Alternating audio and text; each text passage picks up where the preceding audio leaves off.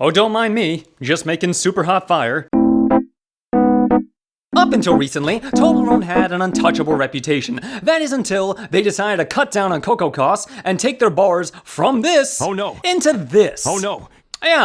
Yeah, it wasn't exactly the best idea. Now, whether or not they were a scoundrel for that is beside the point. Sebastian, selfish is what it is. But right now, we're going to be trying out the other 4 flavors of Toblerone. Downright every single one of them. There's one that I couldn't get my hands on, which is the fruit and nut variety. Mostly because it's super rare, and coming across it, it goes for like $20 or some obscene number like that. That's not happening. But I will be trying out the classic, the white chocolate, the salted crunchy caramel, the salted crunchy almond, and of course the dark. One of these has got to last up to the legacy of the classic, but which one will it be? All of them pretty much have the exact same packaging, with a bear in the mountains, which I'm sure 55,000 YouTube comments would immediately tell me if I didn't mention, and a nice textured raised surface. One thing you'll note though is that while every side of it is covered with Toblerone, you'll also see that they are no longer owned by Kraft, and instead Mondelez International, which might be a good thing or a bad thing. I really want to see if they stuck with that horrifying small amount of chocolate they were doing before, but let's find out. Let's crack this bad boy in half. My blade, it hungers for more. Who said Toblerone was egotistical? Like any good candy brand, Toblerone has stamped their name on every single one of these mountain peaks, making sure you know this is the real deal. And it ain't no imitation, homeboy. Of course, these are the standard, regular, classic Toblerone peaks. There's none of that small, jilted valley goodness from before. Small bits of nougat can be seen peppered throughout the bar. They're not jipping you on that. And of course, the smell of honey is, not as strong as you might expect, unfortunately. Let's go ahead and take a bite. Fantastic! Despite being almond nougat, there's not a whole lot of crunch when you bite into the standard Toblerone bar, which works to its favor. Instead, it sort of melts away on your tongue, giving you a delightful amount of nougat, a delightful amount of honey, and just the right proportion of chocolate with each and every bite. It's actually a marvel of modern day technology. Not bad, Toblerone. Let's see what else you got.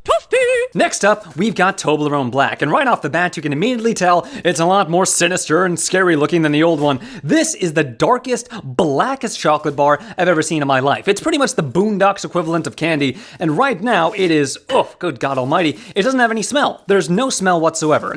Oh my God, oh Jesus, that's actually quite fantastic. I was expecting the dark chocolate to be a lot more mellow, not as sweet as the milk chocolate, but surprise, surprise, que sera, sera, to me, this is actually just the right amount of sweetness as well. Well, it's certainly the most crumbly one, I'll tell you that much right now.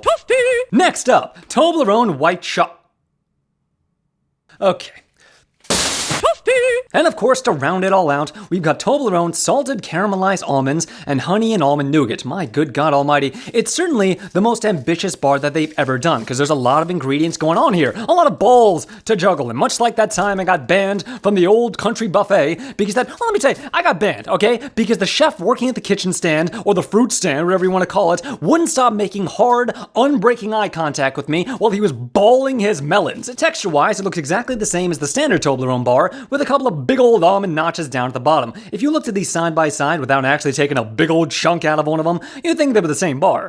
However, aesthetics is where the buck ends, because the second you bite into one of these bad boys, you get the biggest crunch and the biggest munch you'll ever get out of any Toblerone bar. The almonds provide a delightful, crunchy, and I might even say needed change up to the Toblerone formula that goes wonderfully with the softer elements of the nougat. You'd think it'd be too much, so many things going on here, but no, they blend together pretty darn right well, making the crunchy salted almond Toblerone bar the best out of all 4 of them. You want a good Toblerone bar? You want the best Toblerone bar? Well, guess what? This is it! This is it! This is it, what? Lucini pouring from the sky, let's get rich, what? The cheeky pops and sugar dimes can't quit, what? Now pop the cork and Stina Vega and get lit. Do you scrubs even know how to Triforce?